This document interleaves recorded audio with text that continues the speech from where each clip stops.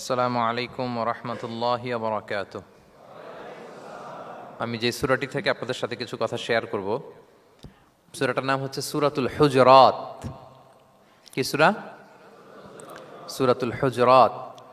এটা মাদানী সূরা, মদিনাতে নাজিল হয়েছে, একেবারে শেষ দিকে, মাদানী জিন্দেগির শেষ দিকে, নবম হিজরিতে নাজিল হয়েছে, তার মানে একেবারে শেষ দিকে। এটা কোরআনের সূরার যে ধারাক্রম সে অনুযায়ী ৪৯ নম্বর সূরা এবং সূরার আয়াত সংখ্যা ১৮। এই সূরাটাকে সূরাতুল আখলাক বলা হয়, মানে আমাদের আখলাক যাতে সুন্দর হয় এরকম 10টা কমান্ডমেন্টস আল্লাহ তাআলা ইনস্ট্রাকশন এই সূরাতে দিয়েছেন। আমাদের সমাজটা যাতে পিসফুল সোসাইটি হয়, হ্যাঁ, আল্লাহ তাআলা কিছু মোরাল স্ট্যান্ডার্ড, কিছু ইথিক্যাল স্ট্যান্ডার্ড, কিছু ম্যানার আমাদেরকে শিখিয়েছেন। কোরআন কিন্তু আমাদেরকে ম্যানার শিখায়। কি শিখায়? ম্যানার্স শিখায়। আজকে দেখবেন যে কোরআন আমাদের কি কি ম্যানার্স শিখায়। আমাদের সমাজটা যাতে একটা পিসফুল সোসাইটি হয়, শান্তিপূর্ণ সমাজ হয়, কোরআন কিছু আমাদেরকে এথিক্যাল স্ট্যান্ডার্ড বেঁধে দিয়েছে। আজকে আমরা এগুলো জানবো যে কি কি ম্যানার কোরআন আমাদেরকে মেনটেন করতে বলে, পালন করতে বলে।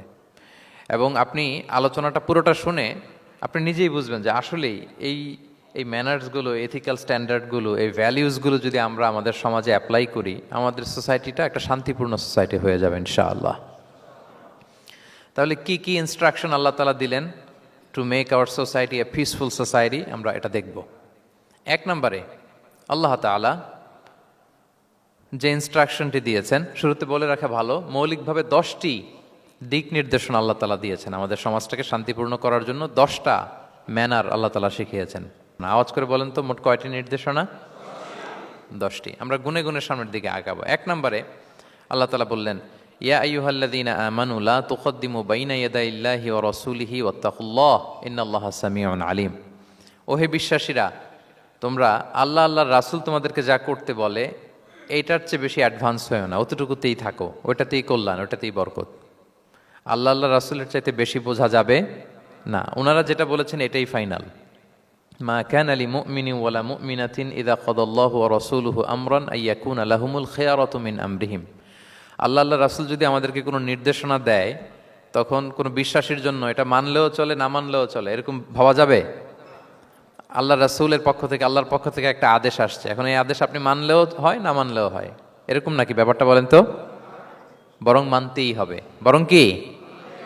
মানতেই হবে। এটা কম্পালসারি, এটা অপশনাল না।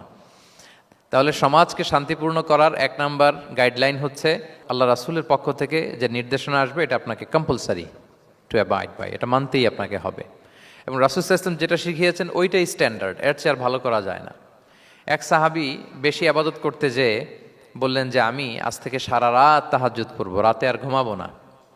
আরেক সাহাবী বললেন আমি সারা বছর রোজা রাখবো, আমি আর রোজা ভাঙবো না।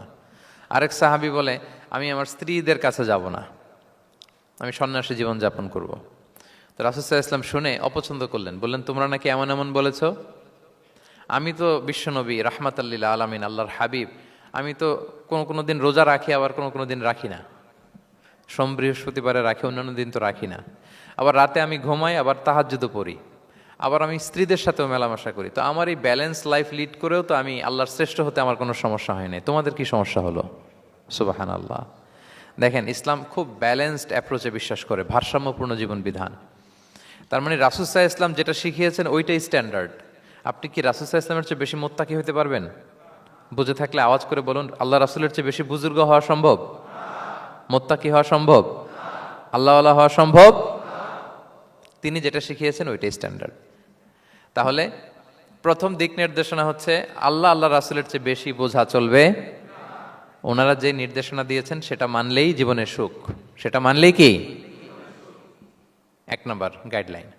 সমাজ যদি শান্তিপূর্ণ সমাজ আমরা পেতে চাই, পিসফুল সোসাইটি যদি পেতে চাই। 2 নাম্বার গাইডলাইন হচ্ছে আল্লাহ তাআলা বলছেন, ইয়া আইয়ুহাল্লাযীনা আমানু লা তারফাউ আসওয়াতাকুম ফাওকা সাওতিন নাবিক ওয়া লা তাজহারু লাহু বিল কওলি কাজাহরি বা'দিকুম লিবা'দিন আন তাহবাতা আ'মালুকুম ওয়া আনতুম লা তাশউরুন। ওহে বিশ্বাসীরা, নবীর কণ্ঠের চাইতে তোমাদের কণ্ঠকে উঁচু করো না, খবরদার। যদি করো, নিজেরা নিজেদের সাথে যেভাবে কথা বলো, নবীর সাথে যদি এভাবে কথা বলো, তাহলে তোমাদের সব আমলগুলোকে বাতিল করে দিবে কে? এই আয়াত নাজিলের একটা প্রেক্ষাপট আছে। বনু তামিম গোত্রের লিডার কে হবে এটা নিয়ে ডিসকাশন হচ্ছিল। তো আবু বকর রাদিয়াল্লাহু তাআলা আনহু বললেন, আমি চাই উনি হোক লিডার। ওমরে ফারুক বলে, না না না, উনি না, আপনি বুঝতে পারেন নাই, আমি চাই ইনি হোক। আবু বকর বলে, ওমর তুমি ঠিক বলো না, আমি বললে তুমি খুলে উল্টাটা বলো, উনি হলে ভালো হয়। ওমরে ফারুক বলে, না না না, উনি না, উনি হলে, এই যে উনি উনি করে দুইজন তর্ক বিতর্ক করতে করতে ওনাদের কণ্ঠটা রাসূল সাল্লাল্লাহু আলাইহি ওয়াসাল্লামের কণ্ঠের চাইতে একটু উঁচু হয়ে গেল, যেটা দেখতে অনেকটা অশোভন ছিল, সুন্দর দেখাচ্ছিল না।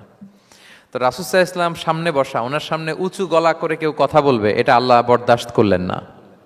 আরশের উপর থেকে আল্লাহ তাআলা আয়াত নাজিল করলেন, লা তারফাউ আসওয়াতাকুম ফাওকা সাওতিন নবী, খবরদার নবীর কণ্ঠের চাইতে যেন তোমাদের কণ্ঠ উঁচু হয়ে না যায়, যদি যায় তাহলে তোমাদের আমলগুলো বাতিল হয়ে যাবে, এবং নিজেরা নিজেদেরকে যেভাবে ডাকো সেভাবে ডেকো না, এরকম করলে আমল বাতিল হয়ে যাবে। তো আল্লাহ তাআলা এখানে আদব শিক্ষা দিলেন যে রাসূল সাল্লাল্লাহু আলাইহি ওয়াসাল্লামের সামনে কথা বলতে গেলে খুব ভদ্র ভাষায় কথা বলতে হবে, শালীন ভাষায় কথা বলতে হবে।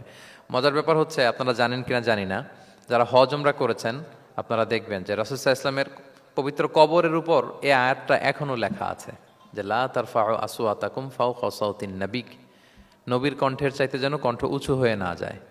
এজন্য দেখবেন যে যারা রাসূল সাল্লাল্লাহু আলাইহি ওয়াসাল্লামের কবর জিয়ারত করতে যায়, ওনারা কবরের সামনে যে ধৈর্য ধারণ করতে পারে না, বুক ফেটে কান্না আসে যে আজীবন যে নবীর কথা শুনলাম, যে নবীর হাদিস শুনলাম, যে নবীকে আমি এত ভালোবাসি, যে নবী আমার জন্য সুপারিশ করবেন, যে নবী আমাকে হাউজে কাউসারের পানি দিবেন, সেই নবী এখানে শুয়ে আছে।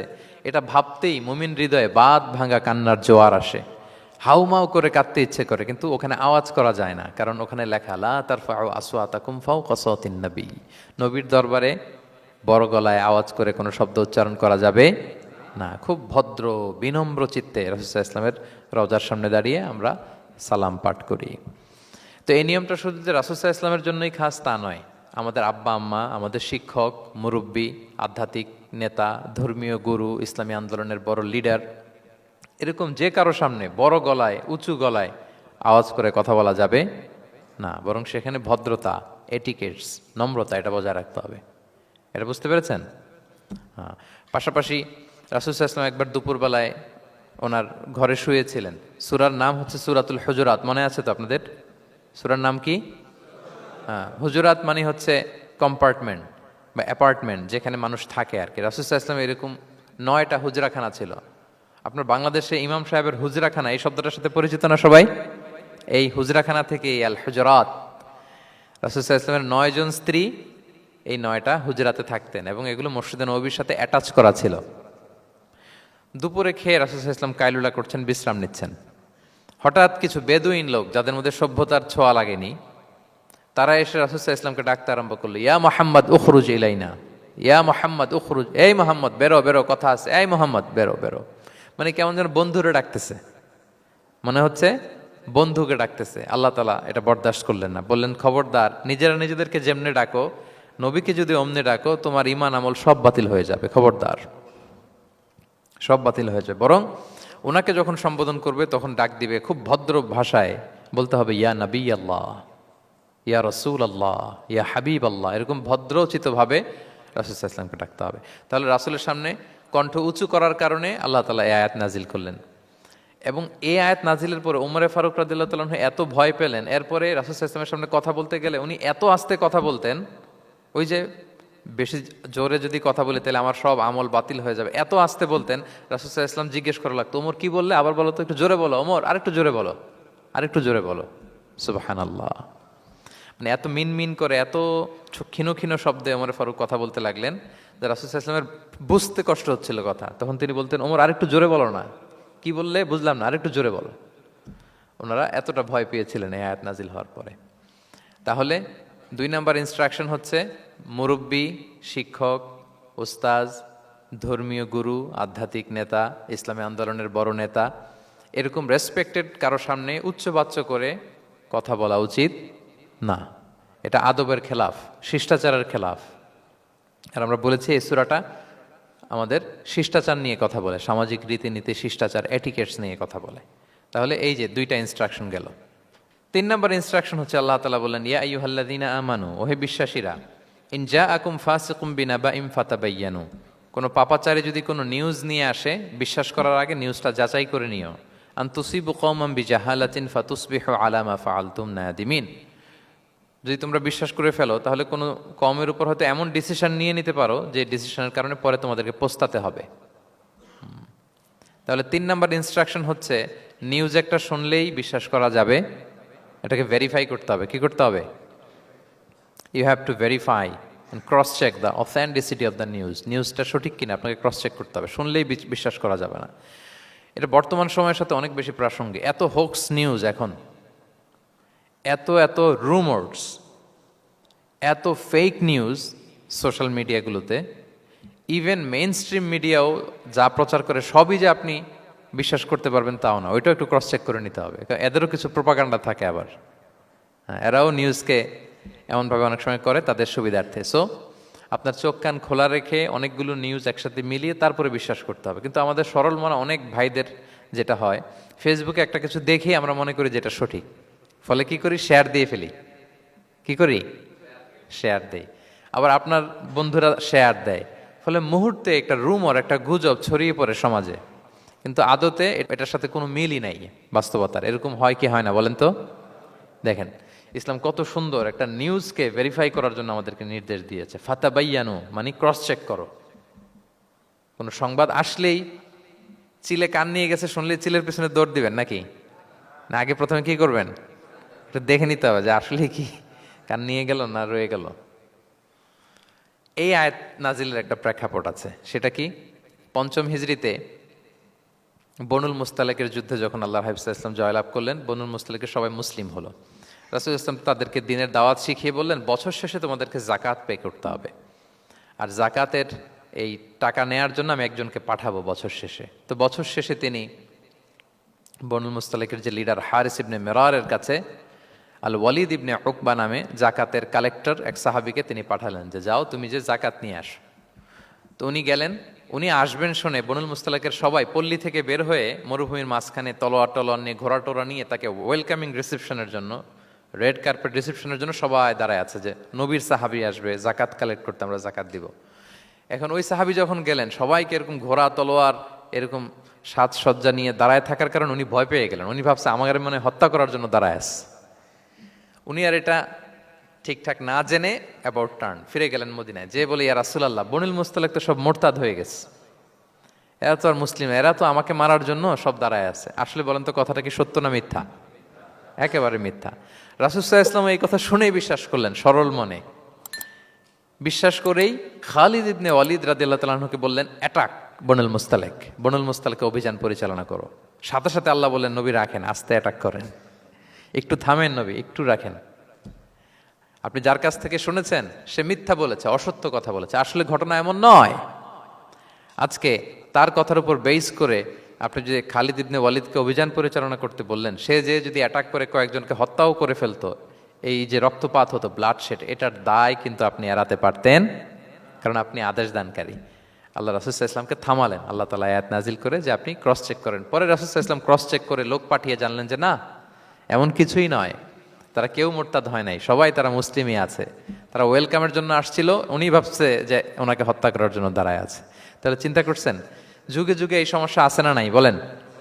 রাসূল সাল্লাল্লাহু আলাইহি ওয়াসাল্লামের জীবনীতে এই ঘটনা ঘটিয়ে আমাদের চোখে আঙ্গুল দিয়ে আল্লাহ তাআলা বুঝাতে চাইলেন যে কোনো নিউজ আসলেই এটা ভেরিফাই না করে বিশ্বাস করা যাবে না। যত মেইন স্ট্রিম মিডিয়া হোক, ওটা শুনলে আপনি আরো কয়েকটা, আরো আপনার সোর্স থেকে আপনি একটু জানবেন, এরপরে আপনি বিশ্বাস করবেন। নাকি বিশ্বাস না করে শেয়ার দিবেন? দিবেন?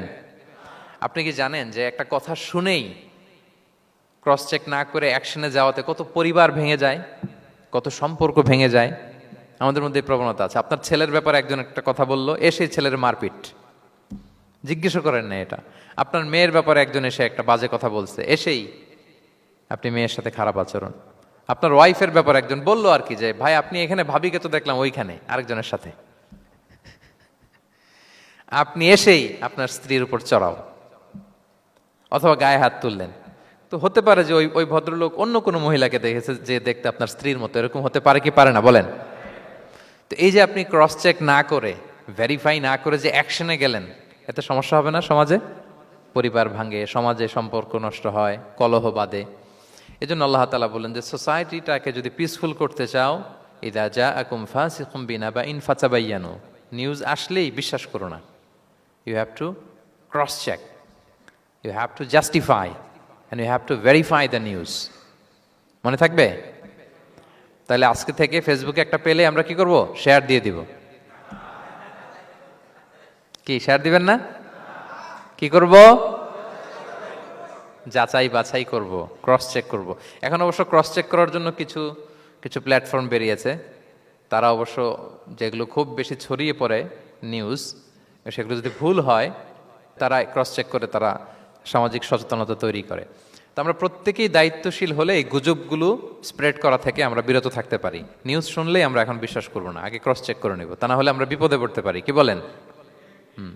এমন কোনো কাজ করে ফেলতে পারি যেটার কারণে পরে লজ্জিত হব। তো আমরা আগে থেকেই সাবধান হয়ে যাই। 4 নম্বরে আল্লাহ তাআলা বললেন, ওয়া ইন তাইফাতানি মিনাল মুমিনিনা ক্তাতালু ফাসলিহু বাইনাহুমা।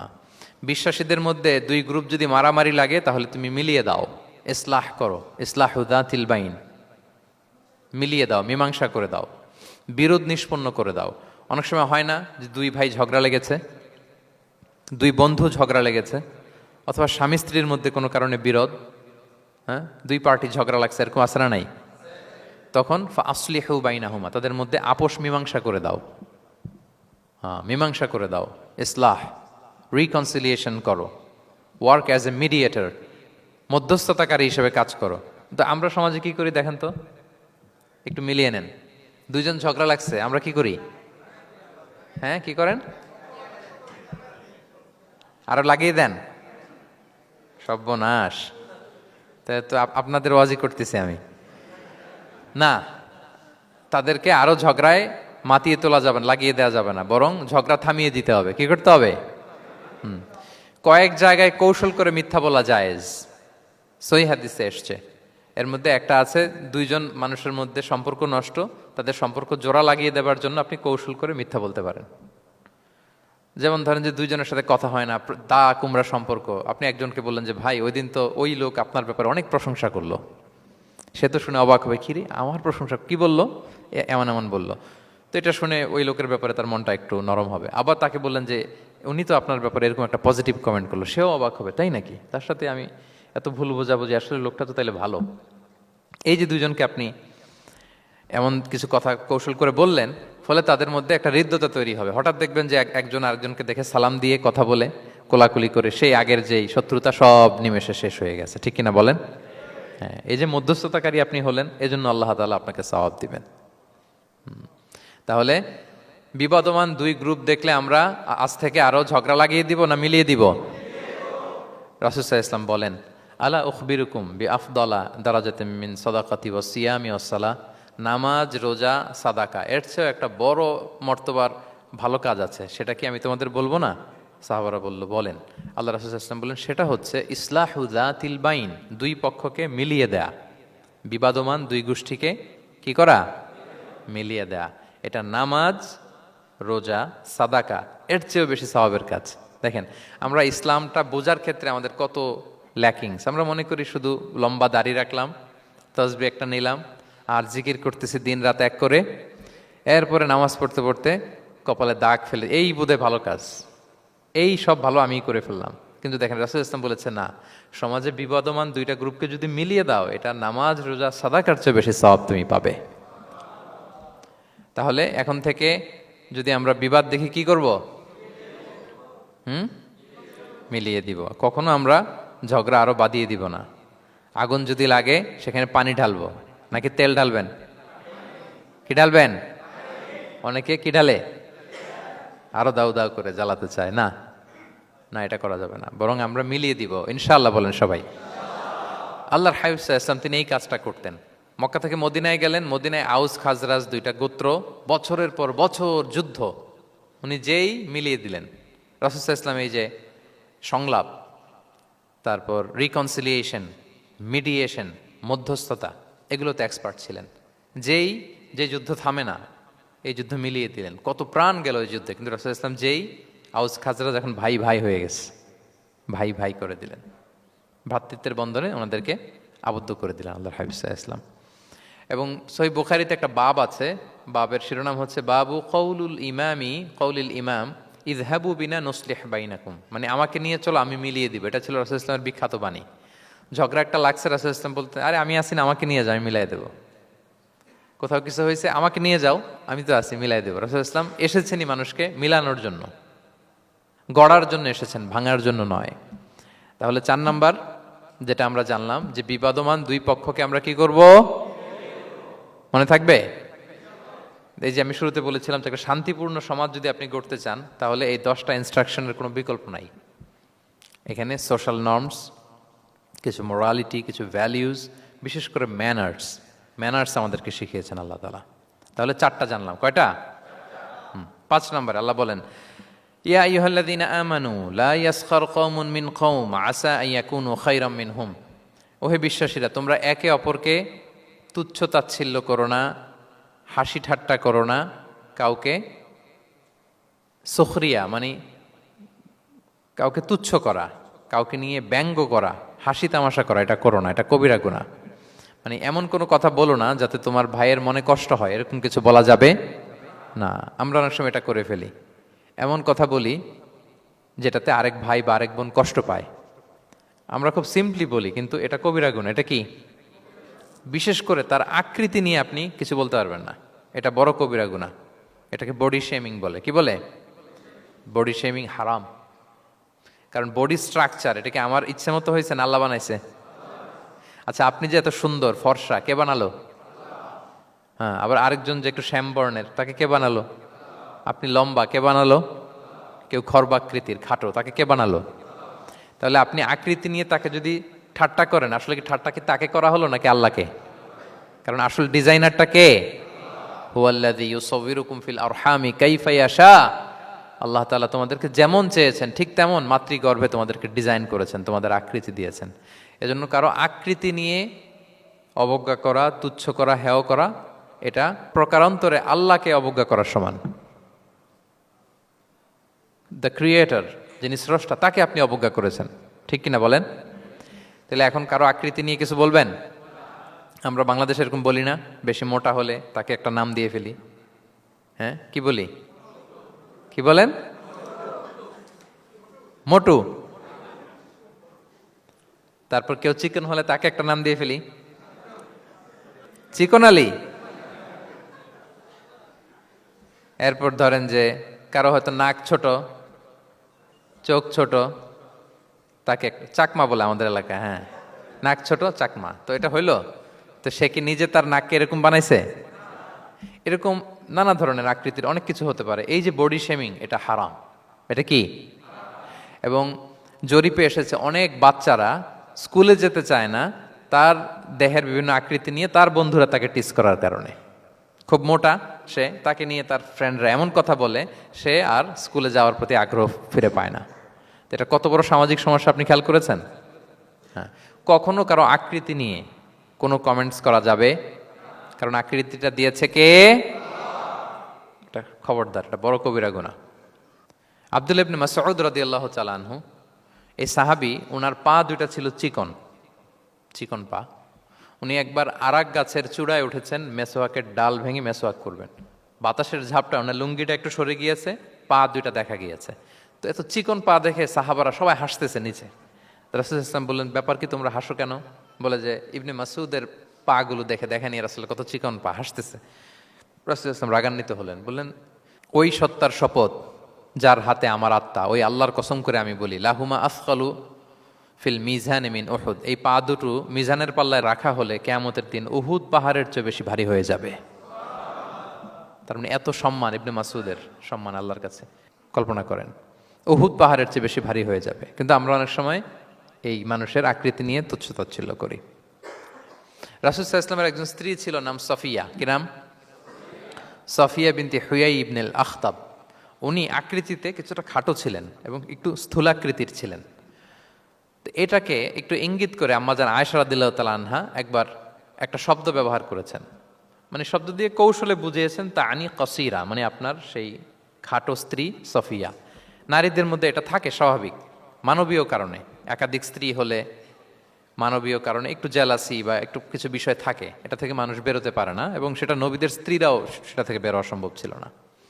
তো কথা বলতে বলতে এমন একটা শব্দ বললেন যেটা দিয়ে সাফিয়া রাদিয়াল্লাহু তাআলা আনহাকে বুঝালেন যে আপনার অমুক স্ত্রী, মানে তিনি আকৃতিতে কিছুটা খাটো এবং কিছুটা স্থূলাকৃতির। এই শব্দটা রাসূল ইসলাম পছন্দ করলেন না। বললেন, আয়েশা এটা তুমি কি বললে? আয়েশা তুমি কি জানো, লাকুত কুলতি কালিমা, তুমি এমন একটা শব্দ বলেছো সফিয়ার ব্যাপারে, লাউ মুজিজাত বিমা ইল বাহরি লা মাজহাজাতহু, এই শব্দটা যদি নীল সাগরে ছেড়ে দেয়া হয় তাহলে এই শব্দের পঙ্কিলতার কারণে নীল সাগরের পানি মুহূর্তেই কালো হয়ে যাবে। আর এরকম শব্দ যেন আমি না শুনি। আমাদের আয়েশা রাদিয়াল্লাহু আনহা সচেতন হয়ে গেলেন, আর কখনো এরকম বলেননি। দেখেন রাসূল ইসলাম কখনো এই বডি শেমিংকে স্পেস দিতেন না, কখনো না। আমরা এগুলোকে ছোট মনে করি, কিন্তু যাকে আপনি বলেন সে অনেক কষ্ট পায় মনে, সে খুব মনে কষ্ট পায়, এজন্য এটা বলা যাবে না, খবরদার। রাসূল সাল্লাল্লাহু আলাইহি ওয়াসাল্লাম বলেন, ইন্নাল আবদা লা ইয়াতাকাল্লামু বিল কালিমাতি মা ইয়াতাবায়্যানু ফিহা ইয়াজিল্লু বিহা ফিন্নার। মানুষ অনেক সময় মুখ ফসকে এমন কমেন্ট করে ফেলে অন্যের ব্যাপারে, এটা দিয়ে সে মাঝে মাঝে জাহান্নামী হয়ে যায়, কিন্তু সে ভাবেই নাই এই শব্দে আমাকে জাহান্নামে ঢুকাবে।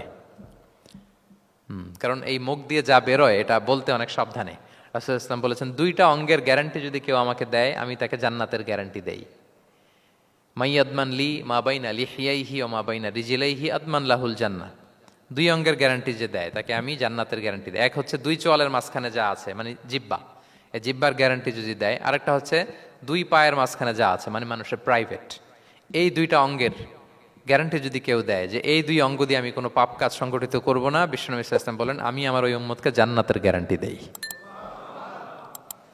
তাহলে তুচ্ছ তাচ্ছিল্য ঠাট্টা বিদ্রুপ করা যাবে না। 6 নম্বরে, ওয়ালা তালমিজু আনফুসাকুম, তোমরা অন্যের বদনাম করে বেরিও না। লামজ আসছে লুমাজা থেকে, ওয়াইলুল লিকুল্লি হুমাজাতিল লুমাজা, যে প্রকাশ্যে অন্যের বদনাম করে বেড়ায়, অন্যের দোষ খুঁজে বেড়ায়। একদল লোক আছে দেখবেন শুধু অন্যের দোষ খোঁজে, নিজের দিকে আঙ্গুল যায় না। কিন্তু এইভাবে আরেকজনের দিকে আঙ্গুল দিলে যে 3টা আঙ্গুল নিজের দিকে যায় এটা আবার ভুলে যায়। কাউকে যদি আমি এরকম করি, আমার দিকে কয় আঙ্গুল বলেন? এই 3টা কার দিকে? আর আরেকজনের দিকে 1 আঙ্গুল। তো কাউকে কিছু বলার আগে 3বার নিজেরটা ভাববেন যে নিজে কি করেন। ওলা তাল মিজাং, অন্যের বদনাম করো না, প্রকাশ্যে অন্যের দোষ খোঁজো না। সবচেয়ে বুদ্ধিমান সে যে নিজের দোষ খোঁজে, নিজের সমালোচনা যে করতে পারে সেই সর্বাপেক্ষা বুদ্ধিমান। কিন্তু আমরা একদল আছি শুধু সমালোচনা, ওর এই সমস্যা, ওর এইটা, ওর ওর মানে তার দায়িত্ব হচ্ছে সবার সমস্যা বের করা। এরকম দায়িত্বপ্রাপ্ত কিছু লোক আছে না নাই? সবাই না, এগুলো থেকে আমাদের বেরিয়ে আসতে হবে। অন্যের দোষ খোঁজা বাদ দিতে হবে, দোষ খুঁজলে নিজের দোষ খুঁজতে হবে। আমরা আত্মসমালোচনা করবো। খেয়াল রাখবেন, সবচেয়ে ভালো হচ্ছে আত্মসমালোচনা। সবচেয়ে ভালো কি? তারপরে মোটামুটি ভালো হচ্ছে আলোচনা, আর সবচেয়ে খারাপ হচ্ছে সমালোচনা। কিন্তু আমরা সবচেয়ে করি বেশি কোনটা? এটা চেঞ্জ করতে হবে, আত্মসমালোচনা বাড়াইতে হবে। আমি প্রায় একটা কথা বলি, small people talk about people, average people talk about things, great people talk about ideas. ছোট মনের মানুষ যারা, এরা মানুষ নিয়ে কথা বলে, এর এই সমস্যা ওর। মাঝারি ধরনের যারা, এরা বিভিন্ন বিষয় নিয়ে, ঘটনা নিয়ে কথা বলে। গ্রেট মাইন্ড যারা, এরা আইডিয়া নিয়ে কথা বলে, যে এই আইডিয়া ইমপ্লিমেন্ট করলে সমাজের এটা সমাধান হবে, এই আইডিয়া জেনারেট করতে পারলে এইটা কাজ হবে। তো এখন বলেন, আপনি কি ছোট মনের মানুষ হবেন না বড় মনের? অন্যের দোষ খুঁজবো আর তাহলে কারটা খুঁজবো? ইনশাআল্লাহ বলেন সবাই। কটা গেল? 7 নাম্বার, ওয়ালা তানাবাজু বিল আলকাব, কাউকে মন্দ উপনামে ডেকো না। মন্দ উপনামে ডেকো না মানে কাউকে একটা বিশেষ নাম দিও না, তার নামটা সুন্দরভাবে ডাকো। নাম বিকৃতি করা কবিরা গুনাহ। নাম, আপনি বলুন হুজুর এটা একটা কথা হইলো, নাম বিকৃতি করছি তো কি হয়েছে? এটা আপনার কাছে সমস্যা নাই। ধরেন যে ওই লোকের নাম আব্দুল্লাহ, আপনার কাছে আব্দুল্লাহ এটা সিম্পল, ধুর আব্দুল্লাহ একটা কিছু হইলো।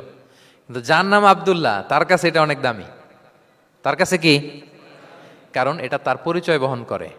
ধরেন যে আমার নাম কি মিজান, আপনার কাছে মনে হয় আরে মিজান একটা নাম হইলো, তা আমার কাছে তো এটা অনেক গুরুত্বপূর্ণ, কারণ এটা আমার পরিচয় বহন করে। এই নামে মানুষ আমাকে ডাকে, ফলে এটা আমার খুব আদরের, আমার কাছে বড্ড যত্নের, দরদের নামটা। আপনার কাছে নাও হইতে পারে। মানুষ প্রত্যেকে তার নিজের নামকে খুব পছন্দ করে।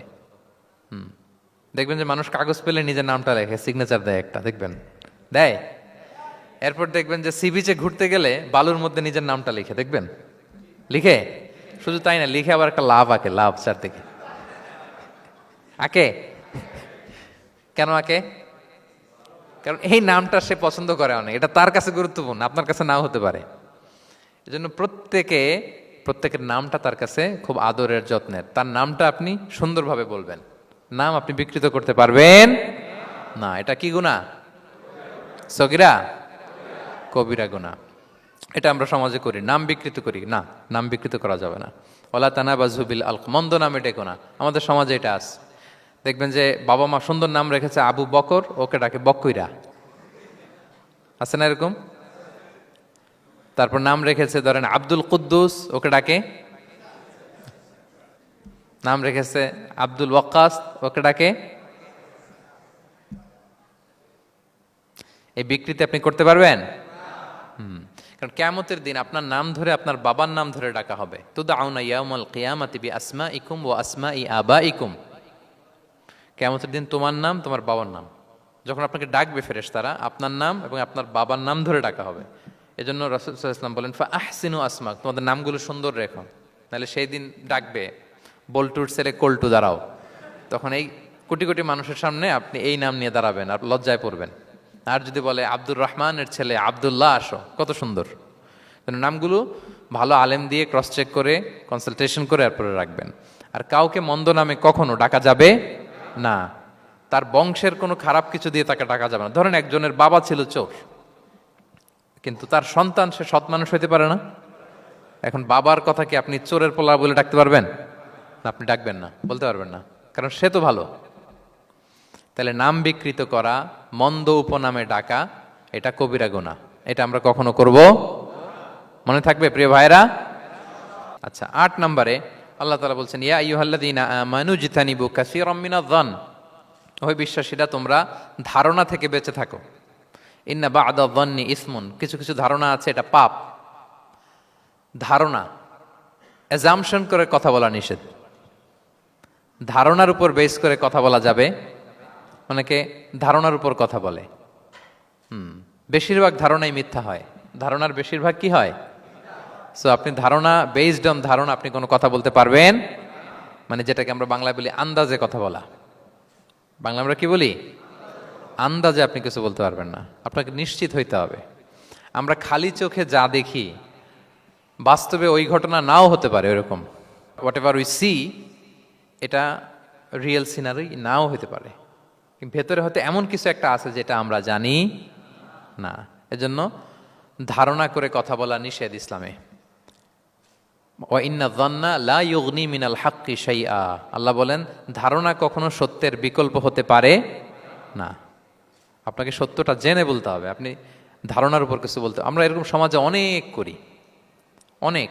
আপনি পাবেন, দেখবেন যে ধরেন যে আপনাকে আপনার এক বন্ধু দেখলো, রিক্সা দিয়ে যাচ্ছেন, আপনার পাশে এক নারী বসা, তো সে অনেক কিছু খারাপ ধারণা করতে পারে। এরকম হয় না সমাজে? এমন হতে পারে যে আপনি আপনার ছোট বোনকে নিয়ে বেরিয়েছেন, হতে পারে না? কিন্তু আপনি তো একটা ধারণা করে ফেললেন অন্য কিছু।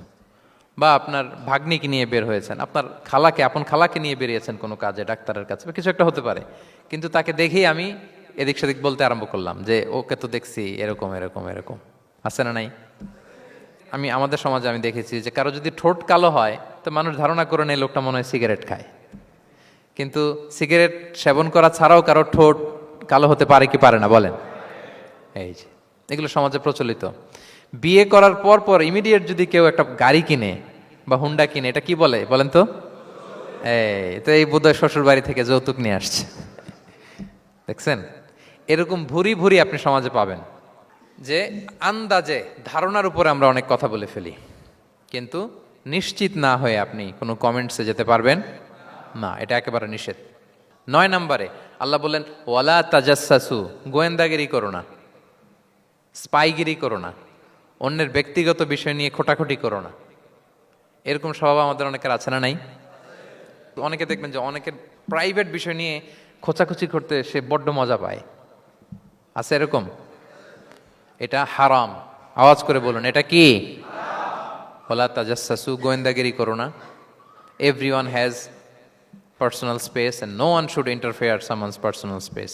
কেউ কারো পার্সোনাল স্পেসে ইন্টারফেয়ার করা যাবে না। প্রত্যেকের একটা প্রাইভেট এরিয়া আছে, প্রাইভেসি আছে। দেখেন ইসলাম প্রাইভেসিকে কত গুরুত্ব দেয়, প্রত্যেকের প্রাইভেসিকে ইসলাম কত গুরুত্ব দেয়। কারো প্রাইভেসির মধ্যে ইন্টারফেয়ার করা এটা ইসলাম পছন্দ করে না। এজন্য খবরদার, কারো ব্যক্তিগত কোনো ইস্যু নিয়ে আমরা নাক গলাতে পারবো না। কারো মোবাইল ধরে মোবাইলের গ্যালারি চেক করা, কারো ইনবক্স চেক করা, কাউকে না বলে কারো চিঠি পড়ে ফেলা, উকি মারা, আড়ি পাতা, এগুলো হারাম। এগুলো কি? তো এরকম স্বভাব আমাদের আছে না নাই? আড়ি পেতে শুনতে চাই, উকি মারি, তারপর সে কি করে দেখি তার প্রাইভেট মুহূর্তে, তারপর তার মোবাইল চেক করি, তার গ্যালারি চেক করি, তার ইনবক্স চেক করি। এই দায়িত্ব ইসলাম আমাদেরকে দেয়। এমনকি ইসলামী রাষ্ট্রও যদি হয়, ইসলামী রাষ্ট্রের জন্য এটা দায়িত্ব না যে প্রত্যেকে ব্যক্তিগত তার বেডরুমে তার প্রাইভেট লাইফে কি করে এটা দেখা, ইটস নট হিজ বিজনেস। ইসলামী রাষ্ট্র মানুষকে ন্যায়, কল্যাণের পথ, সুন্দর জীবন পরিচালনার জন্য উৎসাহিত করবে, কিন্তু প্রত্যেকে প্রাইভেট লাইফে কি করে ওইটা সিসি ক্যামেরা লাগিয়ে দেখা, এটা কারো দায়িত্বের মধ্যে পড়ে না। এটা একেবারে নিষেধ। এটাকে বলে তাজাসসুস, গোয়েন্দাগিরি করা। বরং ইসলাম কি উৎসাহিত করে জানেন? অন্যের দোষ দেখলে এটাকে গোপন রাখতে উৎসাহিত করে। গোপন রাখবেন। মান সাতারা আইবান সাতারাহুল্লাহু ইয়াউমাল কিয়ামা। কেউ যদি তার ভাইয়ের দোষ গোপন রাখে, কিয়ামতের দিন আল্লাহ তার দোষ গোপন রাখবে। ওমান কাশাফা আওরাতা আখি, বিষ্ণু বলেন, কিন্তু কেউ যদি তার ভাইয়ের কোনো গোপন জিনিস প্রকাশ করে দেয়, কাশাফাল্লাহু আওরাতাহু, আল্লাহ তার সব গোপন জিনিস প্রকাশ করে দিবে। বলেন আমাদের প্রত্যেকেরই গোপন জিনিস আছে না নাই? এখন আমাদের সব ভুল, সব গোপনীয়তা যদি প্রকাশ হয়ে যায় কি হবে তখন? আল্লাহ নিজে দায়িত্ব নিচ্ছে যে তুমি যদি তোমার ভাইয়ের কিছু ফাঁস করো, তোমার হাড়ি আমি হাটে ভাঙবো। হাটে হাড়ি ভাঙবো তোমার আমি, তখন দেখা যাবে। আমাদের অনেকের এই মানসিকতা আছে, অন্যের প্রাইভেট বিষয় নিয়ে কখনো আপনি নাক গলাতে পারবেন না। কারো প্রাইভেসিতে আপনি ইন্টারফেয়ার করবেন না, কারো প্রাইভেট স্পেসে আপনি ইন্টারফেয়ার করবেন না। এটা খুব বাজে একটা স্বভাব, এটা ইসলাম হারাম করে দিয়েছে। আমাদের অনেকের মধ্যে আছে খুঁটে খুঁটে, ভাই এটা কি, ওইটা কি করছেন, সরকারি চাকরি না প্রাইভেট চাকরি, বেতন কত, বয়স কত, ওইটা কত, ওইটা কত, হাবি যাবি, এটা তার, ইটস নট হিজ বিজনেস। তারপরে মানুষ খুঁচিয়ে খুঁচিয়ে, নিঃসন্তান দম্পতি আমি দেখেছি, তাদেরকে পেলে অনেকে, ভাই কি সমস্যা, কয় বছর হইল, বাচ্চা নিচ্ছেন না কেন, কবে হবে, কার সমস্যা, আপনার সমস্যা না ভাবির সমস্যা, বেটা তোর কি সমস্যা এটা বল।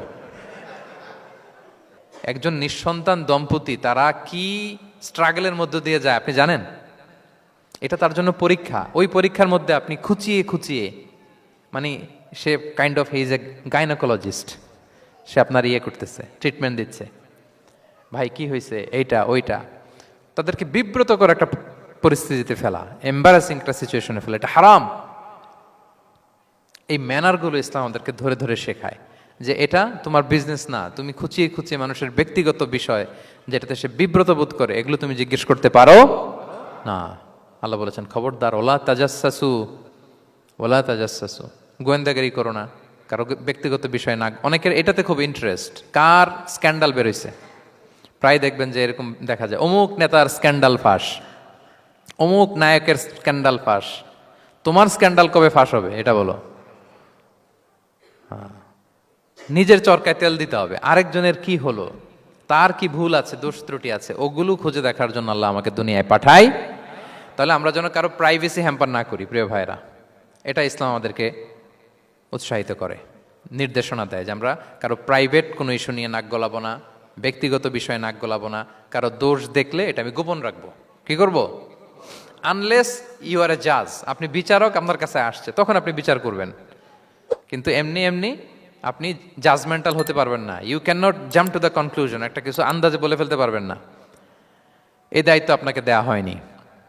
ইসলামে ব্যভিচারের মতো কোনো বিষয় দেখলেও আপনি বলতে পারবেন না। ব্যভিচার, অ্যাডাল্ট্রি, ফর্নিকেশন, জিনা, এগুলো দেখলে আপনি বলতে পারবেন না। বললে 4 জন নিয়ে বলতে হবে একসাথে। আপনি 3 জন যে যদি কাজের কাছে বলেন যে এই ছেলে আর মেয়েকে আমি অপকর্ম করতে দেখছি, কাজী 3 জনকে নিয়ে আগে 80 টাকা করে বেত মারবে পিঠে, তো করে দেখতে বলছে কে? তোমাদেরকে এই কাজ অবজার্ভ করতে বলেছে কে? কারণ 3 জন মিলে এই উইটনেস হবে না। 4 জন উইটনেস যদি থাকে তাইলে তাও আমরা দেখছি বললে হবে না, তারপরও মায়ের। আরো রলি আমি বলি, 4 জন এসে যদি বলে যে আমি একজন নারী একজন পুরুষকে নেকেড অবস্থায় এই ঘরে প্রবেশ করতে দেখছি, তারপর কাজে নিয়ে এই 4 জনের আশীর্বাদ দিবে, কারণ এতেও প্রমাণিত হয় নাই। তারা হয়তো একটা জায়গায় অবস্থান করেছে কিন্তু বড় ধরনের কোনো পাপের সাথে লিপ্ত হয় নাই হয়তো। তার মানে একেবারে চাক্ষুষ, তাও নারী দিয়ে এই উইটনেস হবে না, 4 জন পুরুষ এই পাপ কাজের চাক্ষুষ সাক্ষী ছিল। এটা যদি বলে, সব কিছু যদি মিলে যায় তারপরে তাদেরকে শাস্তি দেওয়া যাবে, এর আগে সম্ভব না। এটা কোনো মানুষ কোনো পাপ কাজ এইভাবে লোকচক্ষুর সামনে কখনো করে না। তার মানে দেখেন এটা কেন এরকম শক্ত করা হলো, যাতে আপনি না বলেন, কারণ বলতে গেলে আপনি আরো মাইর খাবেন, অপবাদের শাস্তি পাবেন। হ্যাঁ, ইফকের শাস্তি। ইসলাম কিভাবে মানুষের প্রাইভেসিকে হেফাজত করে। কেউ কোনো একটা মানুষ হয়তো কখনো শয়তানের ওয়াসওয়াসায়, নফসের তাড়নায়, বন্ধুর পাল্লায় পড়ে কোনোভাবে সে পাপে জড়িয়ে পড়েছে, আপনি এটাকে ইস্যু বানাচ্ছেন। কিন্তু এমন হতে পারে ওই পাপের পরে সে এমনভাবে তওবা করেছে, এমনভাবে ফিরে এসেছে, এমনভাবে প্র্যাকটিসিং হয়েছে যে সে ভালো কাজ দিয়ে আপনাকেও ছাড়িয়ে গেছে। আপনি আটকায় যাবেন কিন্তু কিয়ামতের দিন ও আটকাবে না। এরকম হতে পারে কি পারে না? তো ওর পিছনে লাগছেন কেন আপনি? আপনি আপনার ইস্যু দেখেন, আপনি কতটা প্র্যাকটিসিং হতে পেরেছেন, আপনি কতটা শুদ্ধাচার আনতে পেরেছেন আপনার জীবনে, সেটা দেখতে হবে। এজন্য খবরদার, ওয়ালা তাজাসসু, গোয়েন্দাগিরি করো না, কারো প্রাইভেট বিষয় নিয়ে নাক গলাতে যেও না। সুবহানাল্লাহ, হোয়াট এ রিলিজিয়ান! কত সুন্দর আমাদের ধর্ম, হাউ লাকি উই আর! আমরা কত ভাগ্যবান যে আল্লাহ তাআলা এই ধর্ম আমাদেরকে দিয়েছেন। এমন বিধান আমাদের জন্য প্রেসক্রাইব করেছেন যেগুলো মানলে আমাদের সমাজটা একটা জান্নাতের বাগান হয়ে যাবে। তাহলে 9 নম্বর ছিল ওয়ালা তাজাসসু, গোয়েন্দাগিরি করুন। আজকে থেকে করবেন? কারো মোবাইল ধরবেন, আর গ্যালারি দেখবেন, কারে কি মেসেজ করছিল পড়তে যাবেন, গোপনে তার ড্রয়ার খুলে তার চিঠি পড়বেন, আড়ি পাতবেন, উকি মারবেন, কারো গোপন বিষয় নিয়ে ইন্টারেস্ট দেখাবেন? কথা বলেন না, দেখাবেন? এগুলো নিয়ে কোনো ইন্টারেস্ট আমরা দেখাতে পারবো না। গোয়েন্দাগিরি আমাদেরকে বাদ দিতে হবে। আল্লাহ আমাদেরকে বোঝার তৌফিক দান করুক। কয়টা গেল?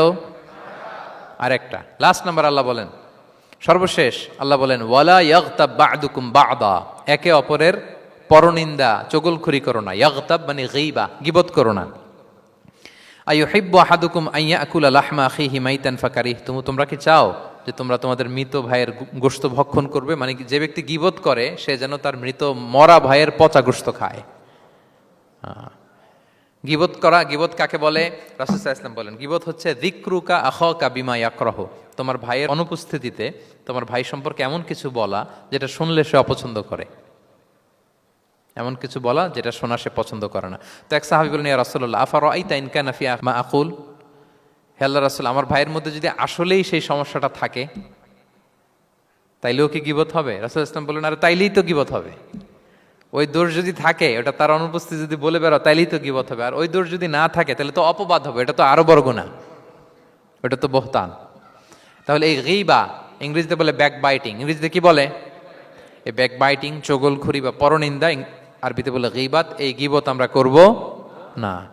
কারো কিছু বলা থাকলে আপনি তাকে সরাসরি নাসিহাত করুন। আর দিন ওয়ান নাসিহা, দিন হচ্ছে উপদেশ দেয়া, শুভ কামনা করা, তার প্রতি শুভ কামনা করে আপনি তাকে বুঝান, সে হয়তো বুঝবে। কিন্তু আপনি তার অনুপস্থিতিতে তার নামে বাজে কথা, মন্দ কথা বলতে পারবেন? এটা অনেক বড় পাপ। একজনের ব্যাপারে আরেকজনের কান ভারী করা, ওর কথা ওর কাছে, ওর কথা ওর, এরকম করে সমাজের মধ্যে একটা গিরিঙ্গি লাগায়, আছে না? নেই? এটা হারাম। রাসূল সাল্লাল্লাহু আলাইহি ওয়াসাল্লাম বলেন, মেরাজের রাত্রে আমি দেখেছি কিছু লোক লাহুম আযফারুম মিন নুহাস, তাদের নখগুলো তামা দিয়ে তৈরি, নখর ধারালো, ইয়াখদাশুনা বিহা উজুহাহুম ওয়া সুদুরাহুম, তারা তাদের নিজের নখ দিয়ে নিজের গালের গোশত, বুকের গোশতগুলো টেনে টেনে ছিঁড়ছে। রাসূল সাল্লাল্লাহু আলাইহি ওয়াসাল্লাম জিবরাইল আলাইহিস সালামকে বললেন, মানহুম ইয়া জিবরিল, জিবরিল কারা এরা, এত বড় শাস্তি? জিবরাইল আলাইহিস সালাম বললেন, হুম আহলুল গীবা মিন উম্মাতিক, এরা হচ্ছে আপনার উম্মতের মধ্য থেকে তারা যারা গীবত করে। তারা কি করে? তাহলে এই গীবতের সাথে আমাদের কোনো সম্পর্ক, এটা থেকে আমাদেরকে বেঁচে থাকতে হবে, এটা করা যাবে না। আমরা অনেকে হালাল ওয়েতে গীবত করি। এইভাবে কিভাবে করে আমি বলি আপনাদের, এইভাবে শুরু করে, এইভাবে কি বলবো ভাই, বললে তো গীবত হয়ে যায়, তারপরও না বললেই না, একটু বলি। শুরুতে কি বললে তো, দেখছেন কিভাবে হালাল করে, বললে তো গীবত হয়ে যায়, এইভাবে স্টার্ট করে। বললে যদি গীবত হয়ে যায় এটা বলা যাবে? আওয়াজ করে বলেন, যেটা বললে গীবত হয়ে যাবে এটা বলা যাবে না। এই অভ্যাসগুলো থেকে আমরা আস্তে আস্তে ফিরে আসবো, ওগুলো আমরা আর বলবো। তাহলে মোট 10টা, কয়টা? এই 10টা যদি আমরা মেনে চলি, সমাজে আর কোনো অশান্তি থাকবে? বিশৃঙ্খলা থাকবে? হানাহানি, মারামারি? সমাজটা একটা শান্তির সমাজ হবে, পিসফুল সমাজ হবে। এই জন্য এই সূরাটাকে বলা হয় সামাজিক রীতিনীতির সূরা। সোশ্যাল এটিকেটস, সামাজিক রীতিনীতি আল্লাহ শিখিয়েছেন, আমাদেরকে ম্যানার শিখিয়েছেন। আজকে বাড়িতে যে সূরাতুল হুজরাতটা পড়বেন, যাদের কাছে আমার এক নজরে কোরআন আছে আগে ওটা থেকে দেখবেন, এরপর কোনো তাফসির থেকে বঙ্গানুবাদ থেকে বঙ্গানুবাদ দেখবেন, তাফসির পড়বেন, দেখবেন যে ক্লিয়ার হয়ে যাবে। এরপর নিজেই আপনার ফ্যামিলিকে নিয়ে আপনি তালিম দিবেন এই সূরাটার উপর। পারা যাবে তো? দেখবেন যে সমাজটা শান্তিপূর্ণ হয়ে যাবে। আল্লাহ তাআলা আমাদের সমাজকে শান্তিপূর্ণ করুক, আমাদের পরিবারগুলোকে জান্নাতি পরিবার করুক।